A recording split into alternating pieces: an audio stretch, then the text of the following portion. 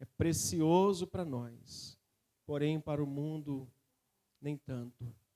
Por isso eu preparo os nossos corações tanto para recebermos a palavra, como também para recebermos os elementos daqui a pouco, em o nome e por amor de Jesus. Amém. Ocupe o seu lugar, com essa mesma reverência. E eu quero convidar os irmãos a abrir o texto sagrado na primeira epístola. Obrigado, tá, irmãos? Obrigado, Gabi. Gabi está nos ajudando hoje. E vai continuar nos ajudando, né? Não é só é continuar. Primeira epístola de João, capítulo 2.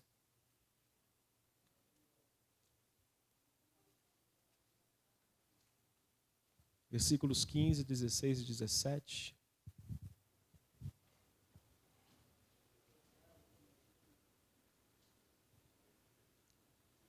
Aproveitar que eu estou vendo bastante jovem aqui.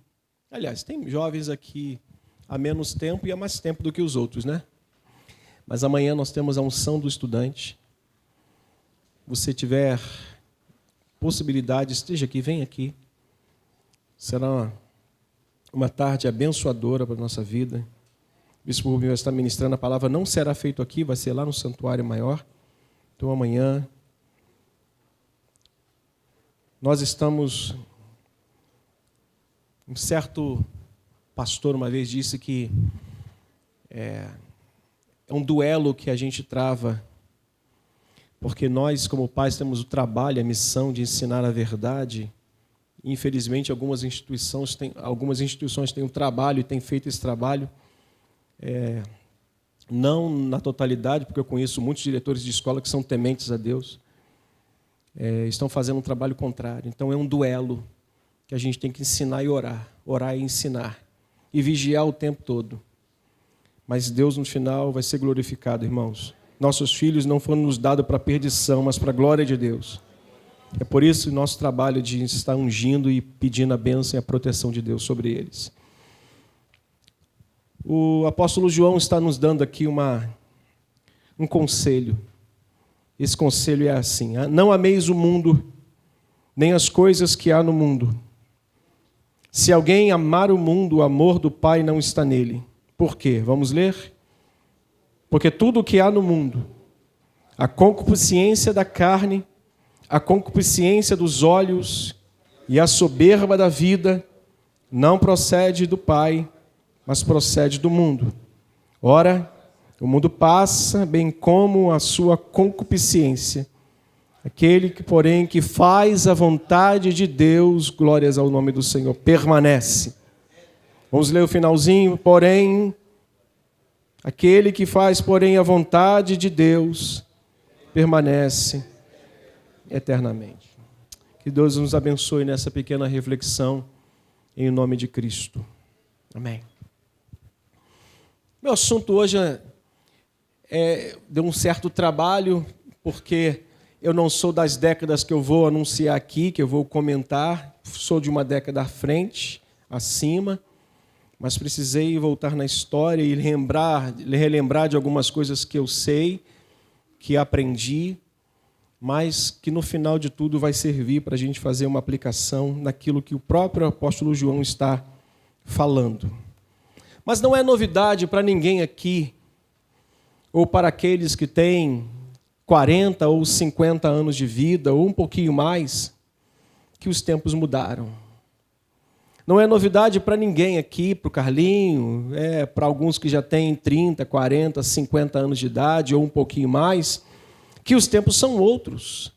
Não é mais o mesmo. O tempo do Carlinho, o tempo de alguns irmãos com 30, 40, 50, não é o tempo do João. A geração deles é completamente da geração do João. Então, os tempos são outros, os tempos mudaram, nada mais é como antes. E daqui para frente, outras mudanças ocorrerão, que daqui a alguns anos nós vamos olhar para trás e dizer, os tempos mudaram. Os tempos são outros, nada mais é como antes. Então, daqui para frente, assim como foi de lá de trás para frente, tudo se muda, ou todas as coisas mudaram.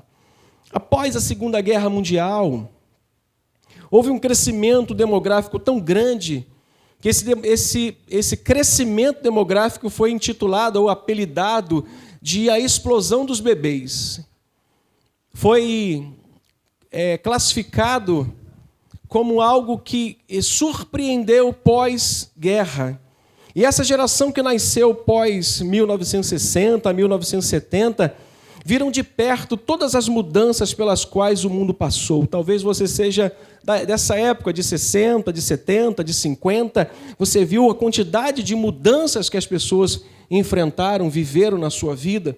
Eles viram o surgimento de novos estilos musicais. Eles viram mudanças, novos surgimentos da transformação da moda, até o jeito das pessoas se vestirem no passado mudou de uma geração para outra, de um tempo para outro, pós-guerra principalmente, o surgimento de um novo momento de música, de estilo musical, de política, de moda. E foi exatamente no final da década de 60, irmãos, que as coisas começaram a ficar mais desregradas. Começaram a sair um pouquinho da normalidade. Os grandes festivais de rock ao ar livre, um deles chamado, que talvez você conheça, Woodstock, abriram caminho para algo pernicioso e que fomentou ali uma prática que, infelizmente, naquela época era ruim, sempre foi, mas agora está completamente explícito. Não existe mais aquele que faz uso de um entorpecente escondido. Eles fazem na frente de crianças, de adultos, no meio de praias, no canto das praças. Eles não querem mais saber. Então, os grandes festivais de rock abriram caminho para as drogas, abriram caminho para as comunidades alternativas que tinham como lema, como pregação, o amor livre, ou seja, nós somos livres, nós podemos fazer o que a gente quer e gosta, dentre tantas outras coisas. Sabemos que muitas outras mudanças ocorreram no decorrer das décadas, irmãos, mas foi a meados de 1964 que as gerações começaram a serem classificadas. Aos meados de 64, houve as classificações das gerações, a geração X, a geração Y, a geração Z, e após 2010 surgiu-se então a geração Alfa. Surgiu-se então a geração chamada geração Alfa. E essa é a geração, ou é a geração que primeiro experimentou, foi a primeira que nasceu e cresceu no meio desse mundo tecnológico. As crianças hoje, a geração Alfa de 2010, que vai até 2025, depois é outra geração, essa geração Alfa, ela surgiu já vivendo em meio às crianças, parece que nascem, e elas já olham para um celular, para a tela de um celular. Parece que é o Rivotril infantil. Parece que o celular, a tela do celular, as cores, os desenhos, a imagem que ela absorve ali na sua visão é um calmante para aquela criança. É algo que deixa ela anestesiada e o pai tranquilo, porque ele pode desfrutar um pouquinho da sua série ou desfrutar um pouquinho do seu sono. É só ele ligar o smartphone dele, ou a televisão, ou o tablet e deixar a criança ali curtindo por horas. Essa geração, então, irmãos, foi a que nasceu e está crescendo. É um ambiente extremamente tecnológico e com fácil acesso à internet. Há escolas como a do meu filho, que determinada idade, determinada série, você já não pode privar o seu filho de ter um celular. Meu filho tem 10 anos de idade. Alguém perguntou para ele, você não tem celular? Ele disse, não.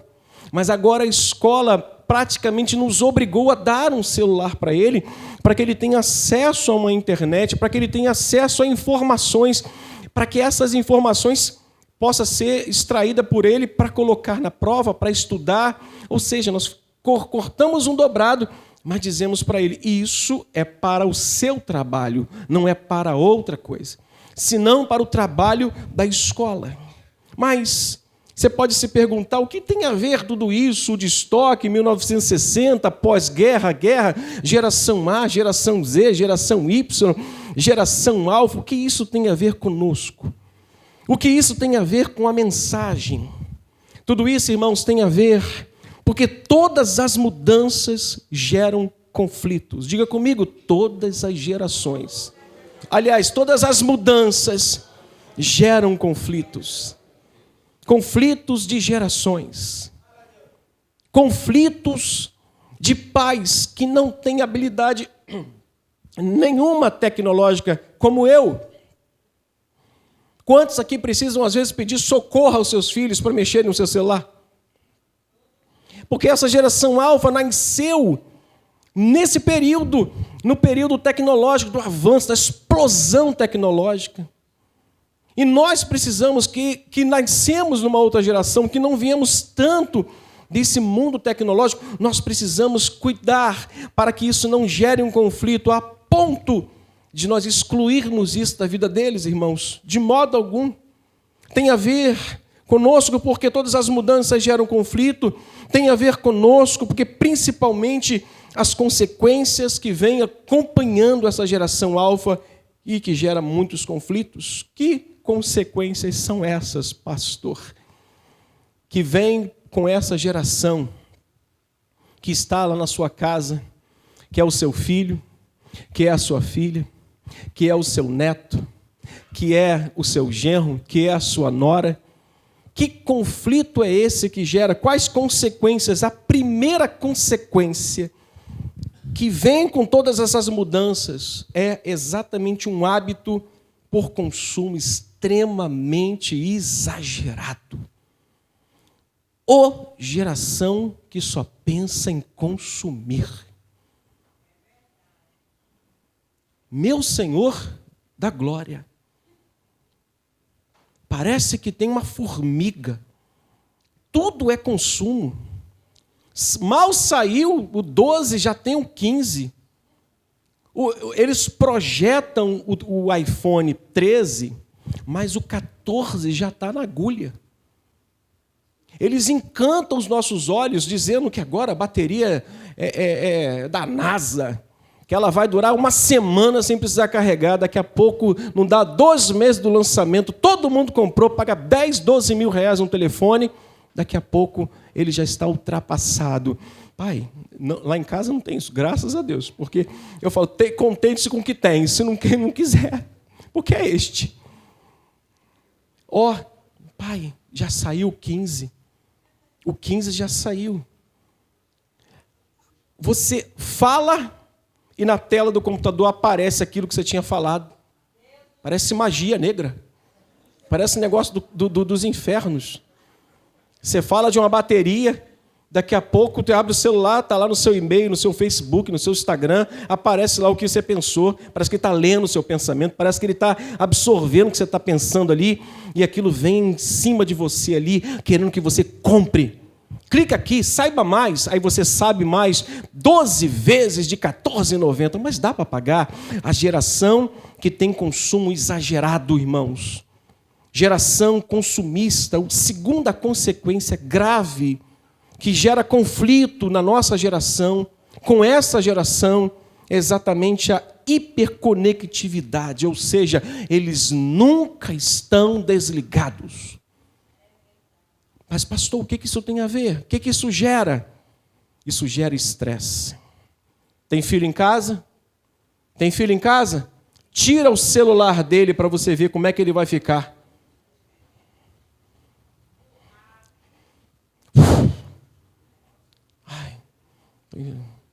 Como é que eles falam? Não, estressado não. Estresse é... Estou entediado. Aí vai para a televisão, desliga a televisão. Aí vai para uma coisa, depois sai daquela coisa. Irmãos, a hiperconectividade, isso tem gerado, ou a ausência da conectividade, a ausência dessas pessoas estarem consumindo a internet o tempo todo, tem gerado estresse, tem gerado ansiedade, para piorar, tem levado as pessoas à depressão. Fui levar um familiar nosso para passar uma temporada se cuidando, se tratando, numa das melhores clínicas do Rio de Janeiro. E quando eu sentei para esperar para que internasse a pessoa, estava sentado próximo da gente uma atriz global.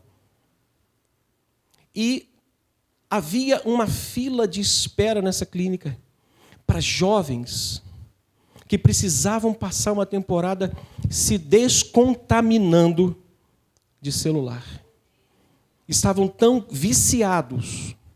Não sei se os irmãos viram um vídeo que uma menina teve uma crise dentro do avião porque a mãe precisou tirar o celular dela. Alguém viu esse vídeo da menina tendo uma crise dentro do avião e ninguém conseguiu conter a menina? A mãe, calma, eu vou te dar. Eu quero agora.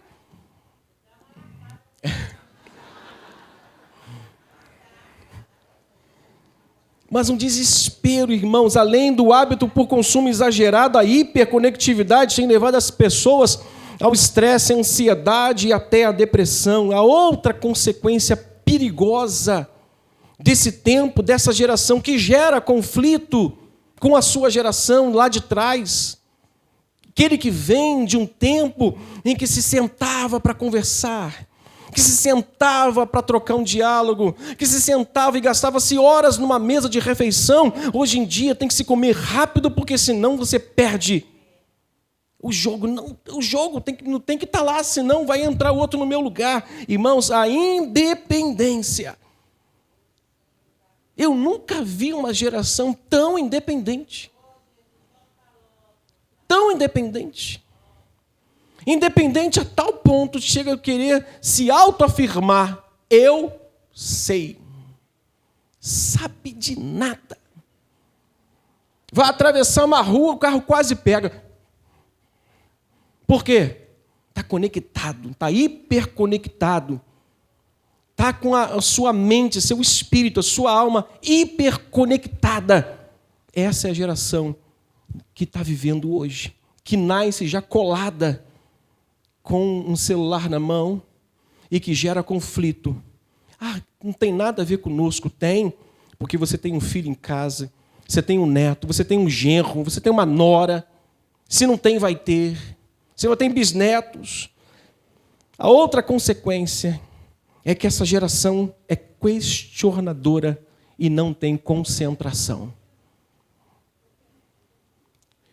Tem dificuldade de olhar no olho. Tem dificuldade de sentar e trocar meia dúzia de palavras sem que te questionem. Por quê? Para quê? Não entendo assim. Essa é a geração, infelizmente, que nós estamos vendo. E mais, é a geração do sedentarismo. É a geração do futebol, mas do futebol ali. É a geração que senta para jogar futebol, mas assim, ó, com joystick, com controle remoto. Eles são os Messi, o Neymar, os Mbappés da vida, mas tudo sentado, mas tudo sedentário. Se pedir para correr, fica vermelho e passa mal. O dia que cortaram um pé jogando bola, parece que tiveram um filho. Nunca furaram um pé, nunca arrancaram um tampão do dedo jogando bola no asfalto. Quantos arrancaram o tampão do dedo jogando bola no asfalto? Quantos já cortaram o dedo cruzando com pipa e abraçando assim? Quantos já foram abraçando a pipa assim, esqueceram de trás e caíram barranco abaixo? Eu caí barranco abaixo. Irmão, acabou. Agarrei a linha, falei, não vai perder minha pipa não. Quantos a mãe já foi atrás de você lá naquele campo lá? Diz, vai para casa, menino. Você estava lá envolvido com futebol, mas a linha e a pipa estava separada lá. Quando acabava o futebol, ia todo mundo soltar a pipa. Essa geração só gosta de tecnologia. Estou falando mal disso? Estou não. Eu estou simplesmente dizendo que isso tem a ver com a gente. Tem a ver, irmãos, com a mensagem.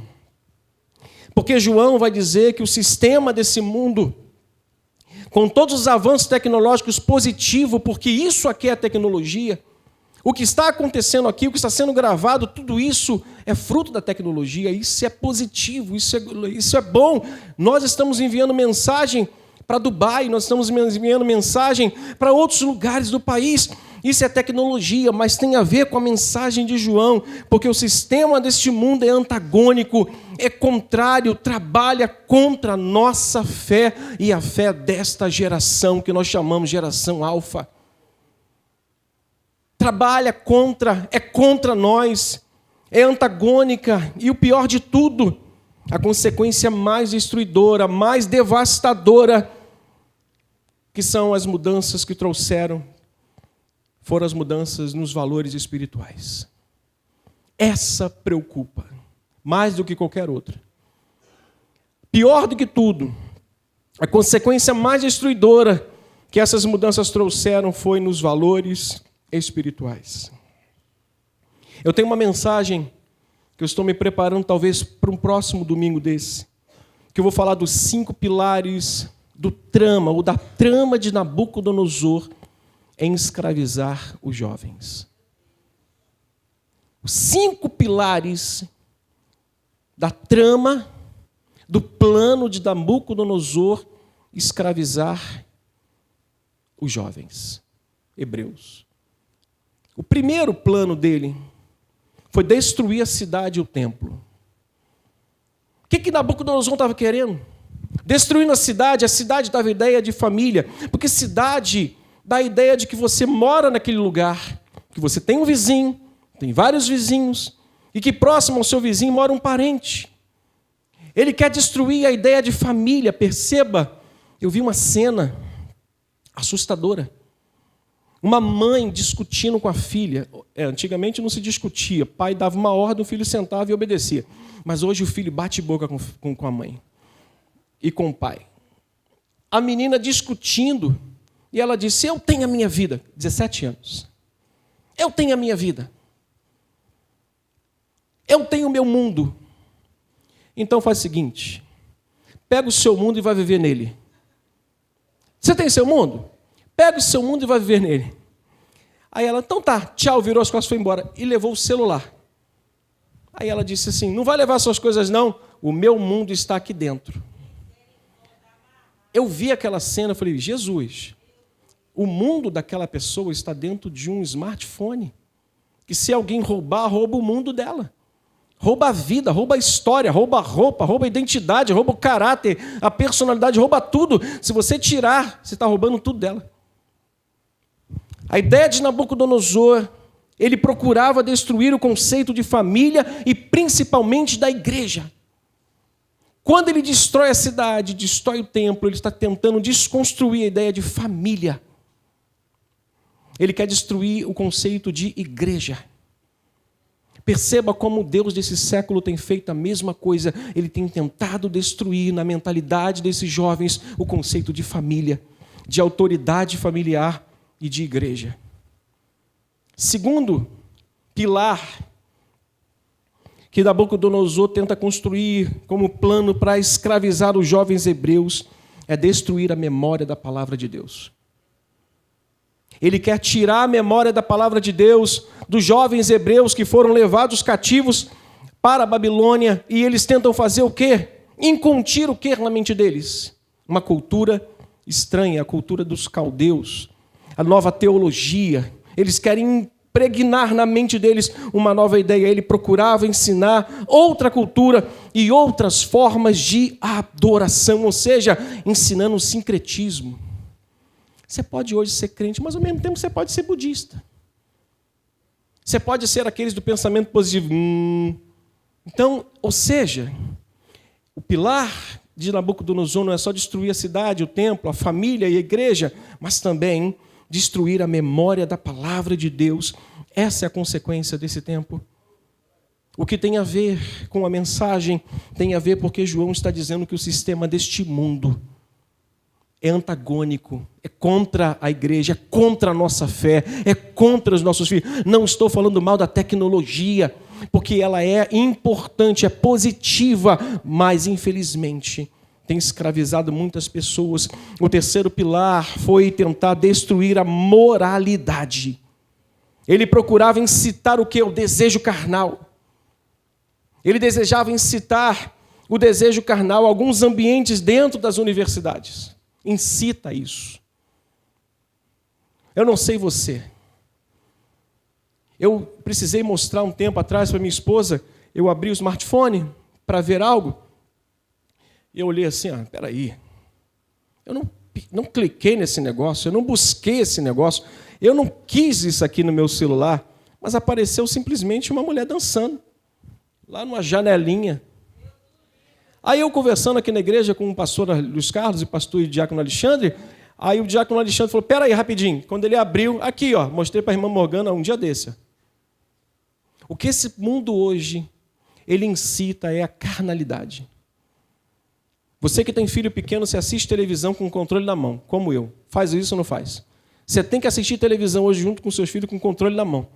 Você está assistindo uma série, você está assistindo um filme, você está sentindo qualquer coisa, daqui a pouco você tem que acelerar.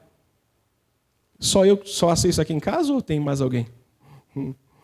A gente tem que acelerar, porque tem coisas que não dá, irmãos. Não bate com a vida cristã e não dá para a gente viver. O quarto pilar é destruir a fé que aprenderam. Nabucodonosor tinha o propósito não só de destruir a cidade, não só a memória da palavra de Deus, destruir a moralidade, incitando o desejo carnal, mas ele procurava também destruir a fé que eles aprenderam. No capítulo 3 vai mostrar isso. Olha, se vocês não se prostrarem e adorarem, vocês serão lançados na fornalha de fogo ardente. Não é só tentar destruir, é forçar. É forçar a destruírem a sua fé, a fé que aprenderam. E, por fim, investir no plano mais audacioso, investir nos jovens, oferecendo um lugar de poder. Ele, o que ele fez? Ele quis ensinar a cultura dos caldeus, ele quis ensinar a fé dos caldeus, ele quis destruir a memória da palavra de Deus, ele quis incitar a imoralidade, ele quis destruir aquilo tudo para quê? Para dizer para eles assim, eu tenho uma promessa para vocês. Vocês terão posto aqui no meu reinado de honra, de glória e de poder. Se tem alguma coisa que o mundo hoje está oferecendo, é poder. Veja se não foi isso que Satanás fez com Jesus em Mateus 4:9. Tudo isso te darei, se prostrado me adorares. Esse é o plano de Nabucodonosor e é o plano do Deus desse século para tentar escravizar e destruir a fé dessa geração. Eu finalizo, irmãos. Se vivermos na era da tecnologia que está em quase tudo que realizamos, está na televisão que ligamos, está no carro. Antigamente o mecânico ouvia o barulho do carro. Eu sei o que é. Hoje ele pega um computador, coloca no carro, pega um conector, espeta, aperta ali e aparece o defeito na tela do computador. Tudo, praticamente, que a gente vive no dia a dia é tecnologia. Tudo, nesse tempo, gira em torno da área tecnológica. Se vivermos na era da tecnologia, que está em quase tudo que realizamos, ouça, desfrutemos dela com tremor e com temor. Desfrutemos dela, irmãos, sem declinar do elevado padrão de vida e de comportamento que o Senhor Jesus deixou como exemplo no seu Evangelho. A pergunta é, que a gente poderia pensar, como Jesus viveria nesse tempo, nessa geração, como cristão? Desfrute de tudo, mas com temor e com tremor. Desfrute disso, sem declinar no seu elevado padrão. Eu preguei isso no domingo à noite. O que trouxe a indignação, a raiva, o ódio dos judeus contra Jesus. E os seus irmãos lhe incitaram a ir levar ele para a Judéia para que os judeus pudessem matá-lo. Não foi o que ele ensinava, foi o elevado padrão de vida que ele vivia. O elevado padrão de vida da igreja, o nível de vida espiritual da igreja, temor, tremor, piedade, santidade, obediência, leitura da palavra, oração. Irmãos, isso incita o ódio do mundo, mas ao mesmo tempo que incita o ódio do mundo, atrai os olhos dos pecadores para Cristo. Então não decline no seu elevado padrão de vida deixado por Jesus Cristo no seu Evangelho. Desfrute de tudo, mas tema e trema ao Senhor. Não deixe que um negócio pequenininho domine o seu coração e governe as suas ações. João vai nos ensinar, irmãos, como viver nesse mundo que está constantemente mudando, sem que com isso transforme a nossa fé e o nosso procedimento. Em primeiro lugar, João vai dizer que para isso não acontecer, para que esse mundo não interfira na nossa fé, no nosso procedimento, em primeiro lugar, ele vai dizer que nós precisamos deixar sermos governados pelo amor de Deus. A primeira coisa é essa. Viver nesse mundo, irmãos. Para isso não acontecer, o único amor deve estar governando a nossa vida. Tecnologia, modernidade, consumo, tudo que é novo, tudo que é bom agora, que isso não governe o seu coração. Que isso não ocupe o lugar mais precioso que é de Cristo. Precisamos entender, irmãos, o amor de Deus para que Ele nos governe. Diga comigo, eu preciso entender. Diga mais uma vez, eu preciso entender o amor de Deus para que esse amor me governe. Desse modo, irmãos, vamos conseguir viver nesse mundo, fazer o que tem que ser feito sem comprometer a nossa fé, a exemplo de Daniel e de seus 3 amigos. Foram levados cativos, foram tirados da cidade, destruíram a cidade, destruíram o templo, tentaram tirar a lembrança da palavra de Deus do coração deles, tentaram ensinar imoralidade para eles, tentaram forçá-los a ter uma outra fé, tentaram fazer promessas de governo para eles, você vai ser o tal aqui, e eles não se renderam. Por quê? Porque eles tinham uma fé balizada, alicerçada no Senhor. Em segundo lugar, João vai dizer que para isso não acontecer, para que isso não aconteça, uma única vontade, além do amor, uma única vontade deve governar a nossa vida. Olha o que diz o verso 17. Ora, o mundo passa, leia comigo, bem como a sua concupiscência. Aquele, porém, que faz a vontade de Deus, ele consegue permanecer eternamente, ou seja, ele consegue conviver com tudo isso firme, sem fazer dano à sua vida espiritual. Grande parte dos insucessos na nossa caminhada está ligada aos desencontros com a vontade de Deus. Como Davi, a solução apresentada, portanto, por João, não é criar um mundo novo para nós e para os nossos filhos, ou para a igreja. A solução apresentada por João também não é construir e colocar a igreja numa bolha e dizer assim, agora nós somos de outro mundo. Nós já somos de outro mundo. Nós não somos desse mundo. Nós estamos aqui de passagem. A solução apresentada por João, portanto, não é também colocar a igreja numa bolha. A solução que João apresenta tem atravessado gerações, tem enfrentado mudanças de comportamentos e estilos, e é ela que tem e vai permanecer até que tudo chegue ao seu fim. Quando tudo chegar ao fim, vai permanecer aquilo que vai sustentar a igreja fiel, passe as gerações, aumente a modernidade, melhore a tecnologia, e isso vai permanecer até o fim. E a solução é única deixada por Jesus: amar a Deus sobre todas as coisas.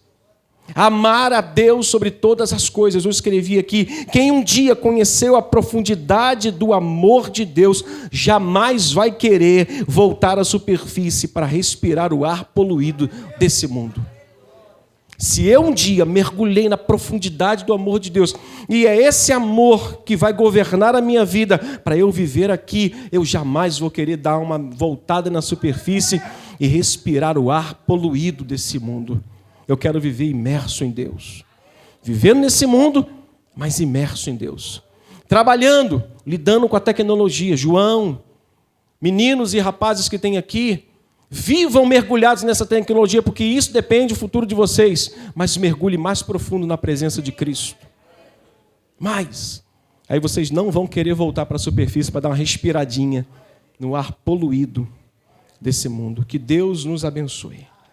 Que Deus nos ajude a amar a Deus. A solução apresentada por João é amar a Deus sobre todas as coisas. E o restante, irmãos, vai passando. Geração vem, geração vai. E Deus vai continuar cuidando da sua igreja. Que Deus nos abençoe. Que Deus nos ajude ricamente. Vamos orar. Põe a mão no seu coração. Permita fazer essa oração com você e por você. Os irmãos podem vir.